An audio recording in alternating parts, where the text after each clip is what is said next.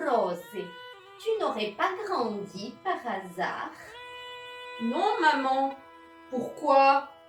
Eh bien, c'est parce que j'ai regardé tes dernières vidéos. Tu parles beaucoup, tu souris beaucoup et surtout, tu es très jolie dans tes vidéos. Ah, ça c'est parce que tu regardes bien mes vidéos, te donnant l'impression que j'ai vraiment grandi. Bouger! Mais alors, dans tes vidéos, cela te donne l'aspect d'être plus grande? Piperoj bozlatna manichka. Oui, Maïko, en réalité, je suis une Lilliputienne. Здравейте на всичките! Bonjour et à tous mes très chers amis, ravi de vous retrouver sur la chaîne d'une Bulgare née à Lyon. En temps normal, je n'ai aucun complexe particulier. Je n'ai jamais souffert de problèmes de poids, ni de dysmorphophobie, et ni de problèmes psychologiques ni liés à la malnutrition. Mais je pense que j'ai un petit complexe lié avec mon physique et avec mon regard de femme naturelle, tout en vivant dans une société actuelle où les femmes sont considérées comme grandes, eh bien je me suis toujours trouvée trop petite. C'est vraiment trop injuste. Et je peux vous dire que j'ai vraiment des histoires à raconter là-dessus, mais avec du sel et du sel bien épicé, bien saucé, comme ça, jusqu'au plus haut point. Il va y avoir du sel, vous êtes prêts? Dans la société occidentale actuelle, dont la France en fait partie, les femmes doivent toujours être considérées comme belles, jolies, assez bavardes, avec du charisme, mais surtout grandes. En moyenne, elles doivent mesurer 1,70 m comme Nami dans One Piece. D'ailleurs, c'est pas étonnant qu'au Japon, il existe une toise qui permet de mesurer des gens et de déterminer à quel personnage de One Piece ils correspondent en fonction de leur taille. En tant que femme, si tu mesures à partir d'1,70 m, tu es comme Nami, qui d'ailleurs est le seul personnage féminin de cet animé. Sinon, en dessous d'1,70 m, tu n'es rien du tout. À moi, le destin tel qu'il m'a faite a décidé que je sois un peu en chair, avec une 35,5 de pointure de pied et surtout avec une petite taille d'1,60 m. Voilà que c'est pas cool, frère. Et sinon, assez blablaté et découvrons ensemble mes anecdotes sur mon complexe de ma petite taille. Le pot de confiture. La première anecdote que j'ai à raconter à propos de cette particularité physique, c'est qu'un jour, quand je faisais la cuisine, j'avais besoin de confiture et je la trouvais pas tout de suite. Et qu'en cherchant partout, dans la cuisine, ça m'est revenu que le pot de confiture était rangé dans un placard de la cuisine. Et que ce dernier était tout en haut. Mais quand même, en m'estimant assez grande pour aller chercher des choses toute seule, sans demander de l'aide à mes parents, j'ai cherché une chaise pour aller chercher toute seule comme une grande le pot de confiture.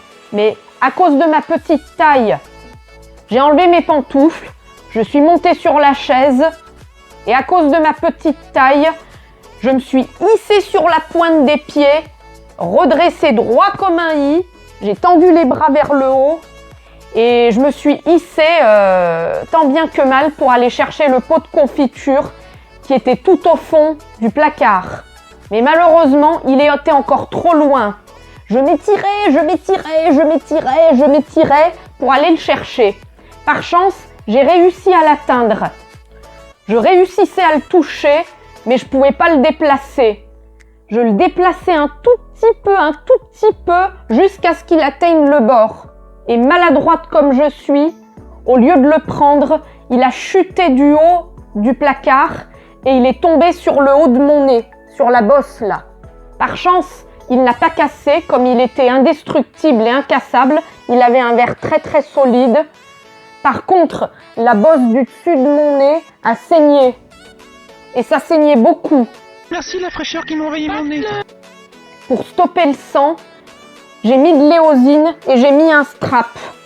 Le lendemain, quand je suis arrivée à la danse, Les élèves et la prof me toisaient comme ça en me regardant comme s'ils découvraient un extraterrestre qui rentrait. Bref, je leur ai expliqué ce qui m'était arrivé la veille.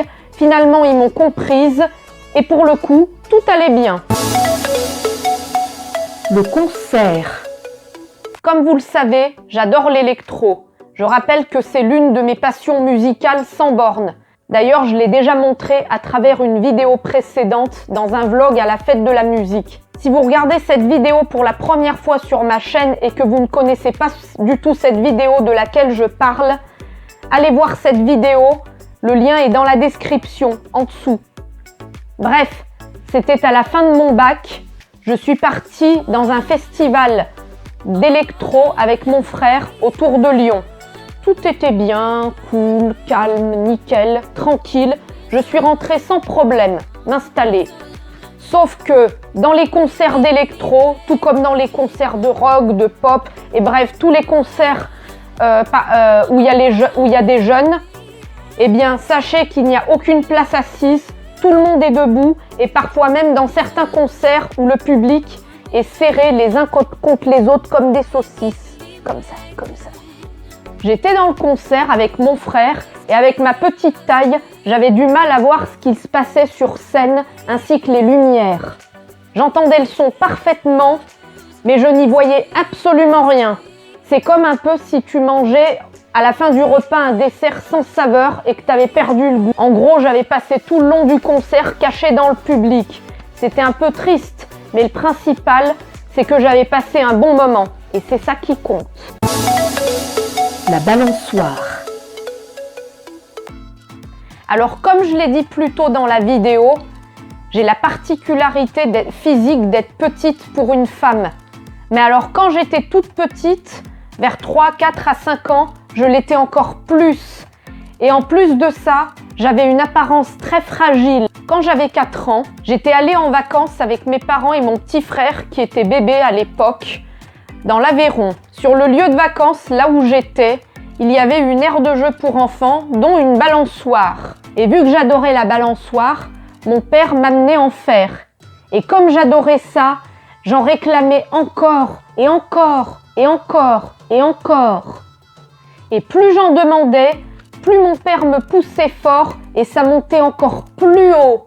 Mais avec ma petite corpulence, j'avais du mal à me tenir sur la balançoire. Et comme la balançoire allait tellement vers le haut, j'ai lâché prise et j'ai volé du haut de la balançoire pour atterrir sur le sol. Comme la chute était très grande, je suis atterrie au sol avec une blessure sur le front au-dessus de l'arcade sourcilière. Mon père et moi avons eu la peur de notre vie. On est allé tout de suite voir sans plus attendre un infirmier sur le lieu de vacances. Il a vu que la blessure était importante. Il a soigné ça en mettant de l'anti-inflammatoire et en me mettant un strap et en me recousant et en me mettant un strap au-dessus. Et du coup, c'était fini et tout s'est arrangé. Plus de peur que de mal. Finalement, s'il y a un petit conseil d'amis que je peux vous donner à tous et toutes, quel que soit votre physique ou corpulence, vous êtes comme vous êtes et resterez comme vous êtes. Il suffit juste de croire en vous-même, en vos rêves, vos passions et vos projets. Et croyez-moi, vous pouvez y arriver, à condition d'en vouloir et surtout d'être motivé. Et vous, s'il y en a parmi vous qui ont des complexes par rapport à leur physique ou corpulence, dites-le moi en commentaire. Voilà, c'est sur la fin de cette vidéo qu'on se quitte les amis.